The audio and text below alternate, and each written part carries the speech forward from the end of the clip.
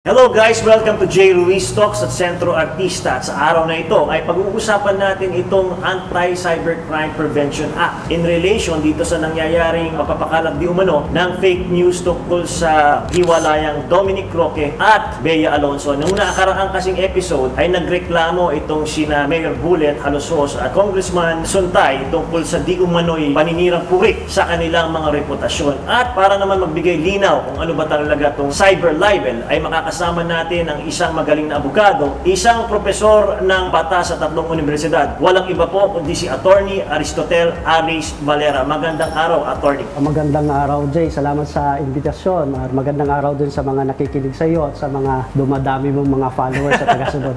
Dumami lang yan kasi interesado sila dun sa issue na kung saan noong nakaraang linggo kasi nagpunta dito si Mayor Bullet at si Congressman Bong Suntay at nagsabing, teka lang, nasira yung aming reputasyon dahil nga dito sa mga di umano'y pagpapakalat ng fake news laban sa kanilang personalidad. Magandang usapin ngayon to at talakayin para malaman natin kung ano yung mga karapatan natin as well as our obligations when it comes to social media. Kung sakasakali magkaso sila, ano ba pwede nilang ikaso laban dun sa mga nagpakalat ng fake news? Yung cyber libel, kasi kung babasahin mo yung batas na napaloob sa Anti-Cybercrime Prevention Act of 2012, ang definisyon ng cyber libel kasi doon is any act or omission punishable under Article 353 committed through computer means. So dapat malaman natin ano ba yung Article 353. Ito yung traditional na libel. Pero yung paninirang puri in general, may 3 kategorya yan sa ating revised penal code. Yung una, yung tinatawag nating oral defamation. Ibig sabihin sa pananalita. Yung pangalawa is yung written. Ang pangatlo, ang tawag natin is slander by deed. Ito yung meron kang ginawang aksyon na nakasira sa reputasyon, dangal o dignidad ng isang tao. Ang isang magandang ehemplo nito eh sinampal mo yung isang tao sa harap ng publiko. Paninirang puri yun. Ang tawag natin just is maltreatment or slander by deed. Ngayon, kung yung libel is committed through computer means, yan na ang tinatawag nating cyber libel. Pareho lang siya ng traditional libel. Ang pagkakaiba lang is yung manner of commission. It is committed through computer system or similar means.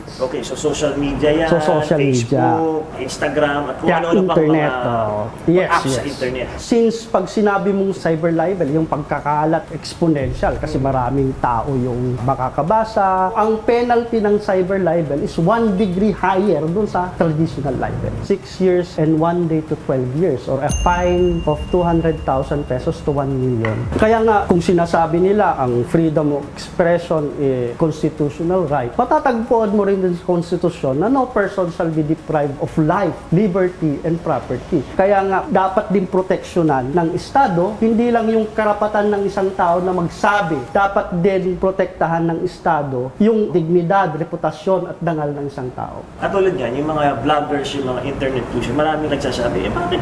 Ano pakialam nyo?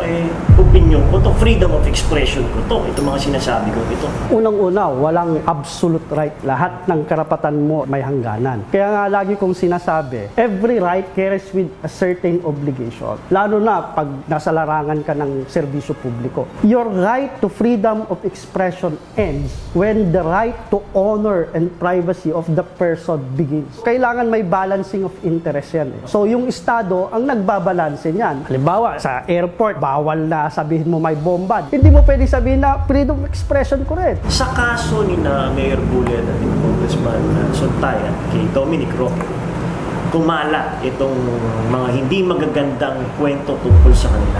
Tingin mo ba pag sakaling magkaso sila, posible bang magkaroon ng probable cause? Bilang isang abogado, Jay, depende kasi there are factors and circumstances. Pero ito, dapat yung 4 na elemento ng krimen, ng libel, dapat nandoon para mahatulan kung sino man yung gumawa. Unang-una, there is a defamatory statement. So, ibig sabihin, nakakasira. Pangalawa, there is publication. There is dissemination to a third person. Hindi privileged communication, hindi yung sulat ko, ibinigay ko lang sa'yo na ikaw lang makakabasa. So, ibig sabihin, merong ibang taong nakabasa. So, there must be publication. Pangatlo, yung tao is identified. So, meaning, hindi kailangan dapat pangalanan. The person must be identifiable or identified. At yung pang-apat, there must be malice. Malisyoso. Okay? So, tapos yung manner of commission, di ba? Sabi ko nga kanina, through computer system or similar means, yun na yung cyber libel. Pasok na sa cyber libel. Paano kung ang depensa nila hindi ko naman pinangalanan. Hindi ko naman pinangalanan si Bullet. Hindi ko pinangalanan si Dominic. Hindi ko pinangalanan sa buong salita. Yan nga yung sinasabi ko, at least identifiable. Kasi for example, to illustrate, sinabi mo, si Mr. A, hindi mo sinabi na si Mr. A, pero sinabi mo, yung congressman ng ganitong bayan, isa lang naman yung congressman ng bayan na yun. O yung pumunta doon sa programa na may suot-suot na pula at nakasombrero, isa lang naman yung nakasombrero at may suot na pula noon. At ang test dyan, Jay, is that if the person, yung pinapatungkulan, can identify himself or herself, na siya yun, identifiable. So, pasok na siya doon sa elemento na yon na identifiable or identified. So, in short, no need na sabihin mo si Mr. A, si Mr. B, o si Miss X, o si Miss Y. No need na pangalanan. No need na pangalanan. Basta identifiable, kilala mo na siya yung pinapatunguhan, pasok siya. Pasok sa siya. cyber libel. Pasok siya Sa sa tatlo, apat na elemento ng cyber libel. Yes. Paano yung malis? Kung sa ordinaryong tao,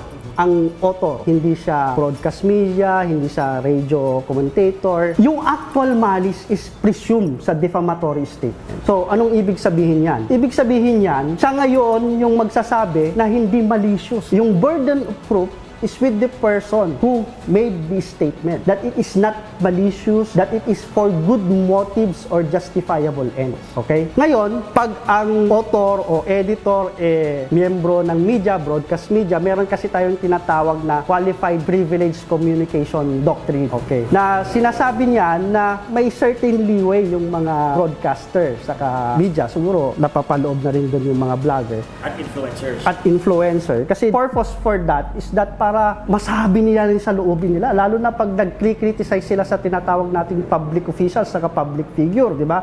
So kailangan wala silang takot. Okay? So may certain leeway sa mga theatrical exhibitions, commentaries of broadcast media, etc. etc. Okay. Pero ang hindi ibig sabihin niyan na malaya nilang i-ridicule o i-defame yung person. Yung sinasabi ko kanina na may presumption of malice, mawawala lang yon. Ibig sabihin, masisip yung burden of proof dun sa nag-aakusa. Okay, kung ako yung nag-aakusa, ako na ngayon magprepresenta ng ebidensya na yung artikulo mo o yung statement mo is defamatory. Okay? So, yun yung pagkakaiba. Lalong-lalo na pag yung subject of the statement or malicious imputation, itinatawag nating public figure. O yung mga person na they attain certain celebrity status because of fame or accomplishment, diba? Pwede mo siyang i-criticize kasi alam mo dito napapaloob yung mga politiko, di ba? Politiko, celebrity na nakapaloob din ba yan? Yes, kasi yung definition ng public figure is any person who has attained a certain fame or accomplishment considered as public figure. Paano naman yung privacy ng tao? I mean, kasal nila yan. Anong pakialam nyo kung maghiwalay kami? Anong pakialam nyo kung hindi namin ituloy? Kaya nga hindi sinasabi ko na hindi ito absolute na depensa. Okay? Kasi sa isang kaso, kung matatandaan ko yung New York Times versus Sullivan, dapat yung tao, mass media personality, at the time of the publication, dapat alam niya na totoo yung sinasabi niya. Kasi magiging malicious pa rin siya if there is a reckless regard, whether it's true or not, whether it's false. So, kung alam niya, the time of the utterance, social media, na mali na yon, false, liable na siya sa libel o cyber libel. Ito bang, kunwari, yung buhay ng isang tao, kahit na sino ba, pwedeng pag-usapan mo online? I mean, may certain leeway nga. Wala bang privacy ang tao na pinoproteksyonan nga? In general meron. Ang exception nga, may certain leeway nga pag ikaw public official o kaya public figure. Kasi ang sabi nga ng Supreme Court, di ba? Public discourse, public opinion is the constant source of liberty and freedom. So, siyempre, yung mga ating opisyalis sa gobyerno, di ba? Sabi ng Supreme Court, dapat hindi kayo balat sibuyas, hindi kayo onion skin, di ba? Subject kayo palagi doon sa opinion ng tao. Okay. Because they are celebrity, because they are accountable to the people. But it does not mean na pwede mo nang sabihin lahat na nakakasakit sa ibang tao. There are certain leeways lang. Honest mistake, misapprehension of facts. In the case of Mayor Bullet, Congressman Sultan, and Dominic Roque, against possible balak nila, sakali lang na magtuloy silang magkaso, may malakas ba silang dahilan? Well, I think they should prove the presence of the four elements, yung sinabi ko kanina. So, defamatory statement, publication, syempre identifiable, and tapos malis. Ang pinaka-importante dun, Jay, is yung malis. Okay? Kasi it's a state of mind. Hindi mo naman nababasa yung utak ng tao, di ba? Malis siya, di ba? Kasi palaging depensa ng mga core o ng mga statement na yan, especially yung mga derogatory remarks or statement, palagi nilang depensa, it's done with good motives. Okay? In good faith. Okay? But they have to prove it. For example, sasabihin ko si Mr. Y may anak sa labas. Nawala naman. Kahit nasabihin natin totoo, di ba? Ano ang intention mo doon?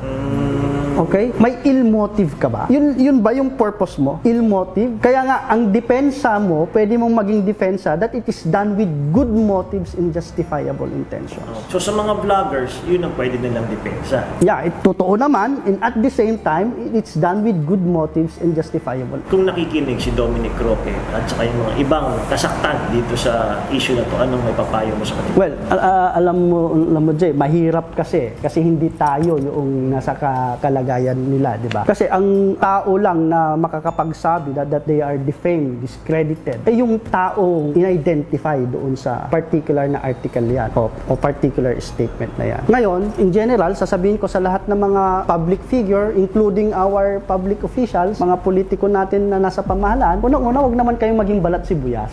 Pero nga, sinasabi ko, kina Dominic, although they are considered as public figure, sila lang makakapagsabi when it's enough, di ba? Kung talagang sobra na, di ba? Sila yon sa perspektibo nila. Hindi, kasi sa kanilang perspektibo, teka lang, kami na nga mga public officials, may katungkulan kami, ginaganito nyo kami. Naapektuhan hindi lang kami, kundi pati yung mga anak namin, pati pamilya namin. Itong, sabi mo nga, di ba, honor sometimes mas mahalaga sa buhay ng tao. Paninirang puri na ito sa kanilang dignidad. So kaya siguro nais nilang lumaban. Kaya nga, Jay, sa libel, walang halaga yung perspektibo ng author. Hindi niya pwedeng sabihin na sa tingin ko, hindi naman sa masasaktan dito. Kasi hindi yung perspektibo niya, kundi perspektibo noong tao na pinag-identify niya o pinangalanan niya o yung subject matter ng kanyang artikulo. So, yun ang mahalaga, yung perspektibo ng tao na yun. Diba? Yung statements pa o yung kumalat sa social media, nagkaroon ba ng malaking epekto sa kanyang dangal, dignidad at reputasyon?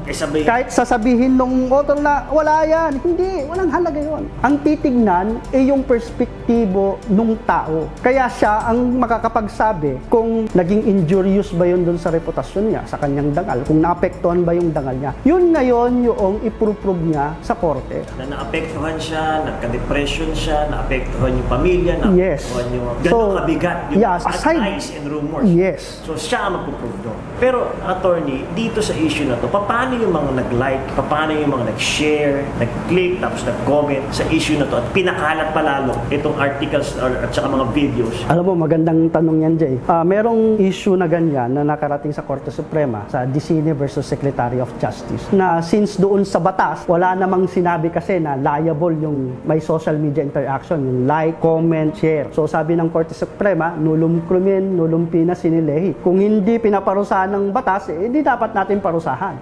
So nasa ating mambabatas na yon kung gagawa sila ng batas para ilagay yon na liable.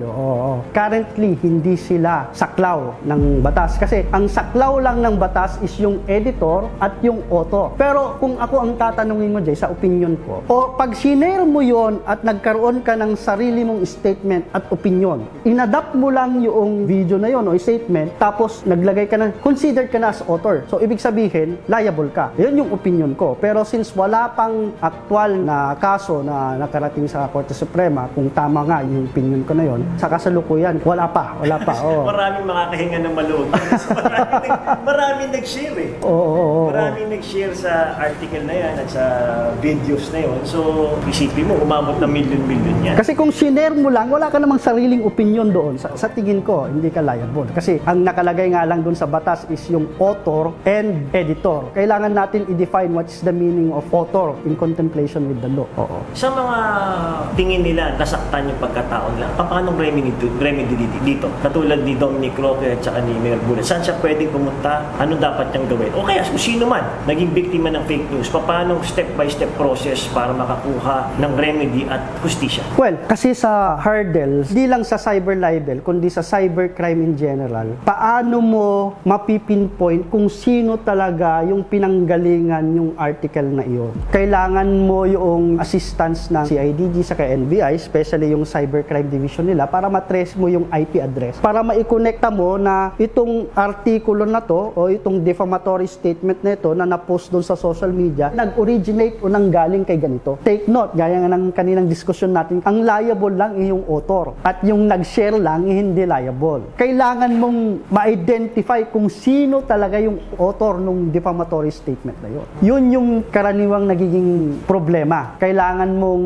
ang assistance ng cybercrime division ng CIDG o ng NBI para matrace yung IP address. Okay, so pamamagitan nun, sigurado kung siya talaga yung nagpakalat. Yes, kasi marami instances na minsan sasabihin na, ay dami account lang ni ganito, hindi naman talaga yung, o kaya yung pangalan na yun, ginamit lang yung pangalan ko. Yeah, pero nakikita mo sa video, yung pangalan niya, yung vlogger mismo. Hindi yung sapat na ebidensya.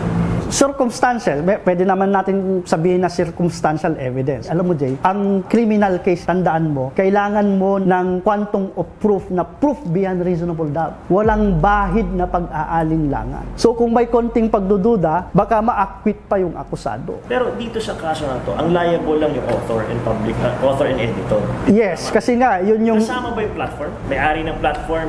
Okay, minsan sinasama yung dati pagdating sa broadcast, paminsan sinasama pati kumpanya. In this case, kasama ba? Kung sakasakali? Pwedeng test case yan. Kasi kung titignan mo nga yung cyber libel na napaloob doon sa Anti-Cybercrime Law of 2012, tinuturo niya yung Article 353 ng Revised Penal Code. Ang liable lang doon is editor and author. By analogy, hindi kasama. Hindi kasama. Kasi by strict interpretation, yun lang. Outside of that, hindi nakasama. Pag sinabi mo kasing criminal provision, it should be interpreted strictly. Kung may mapupulot tayong aral, ano-ano itong mga to? Well, first, yun nga yung sabi ko, every right carries with it a certain obligation. All rights has its own limitation. Ulitin ko yung sinabi ko kanina. The right to freedom of expression ends when the right of the other person to reputation, dignity, honor, and privacy begins. Think before you click. Lalong-lalo na, ang tawag sa mga media vlogger ay influencer. Kung ano yung project nila doon sa kanilang video o social media, yun ang nakikita ng masa, ng publiko, at lalo na ngayon, Jay, unregulated ang social media. Yun na nga eh. Oo. Alam mo yun, doon ako nagtataka kasi sa movie and television may MTRCB. Yes. Sa broadcasting may KBP. Yeah, they can police their own ranks, di ba? Policing and regulating. Yeah. Do you think it's a high time to have a regulatory board yung use of social media? Yes, it has far-reaching effects kasi nga halos lahat ngayon, pati yung bata, regardless of age, pati yung mga minor de edad, di ba? They can access They can access videos, they can access TikTok, they can access porn, they can access whatever, yes, di ba? Yes. Na masasama minsan kasi ang hirap nito, yung mga ibang vlogs, yung ibang mga content online, puro basura na. Na kapag yun ang parati mong kinukonsume, yung ganung mga ideas, mismong tao naapektuhan at nai-influence, kaya nga tinawag influencer, ng mga influencer na hindi naman dapat maging role model ng kabataan. Alam mo, Jay, we get what we deserve. Kasi minsan, yun din na kasi ang pinapanood ng tao eh. Ngayon, kung kumikita yung mga vlogger sa mga ganon, sa sinatawag mong basura, di ba? Yun din ang gagawin nilang content. At ang problema, aside from basura, lies, rumors, fake news, they propagate on social media. And yet, hanggang ngayon, wala pang nakakasuhan.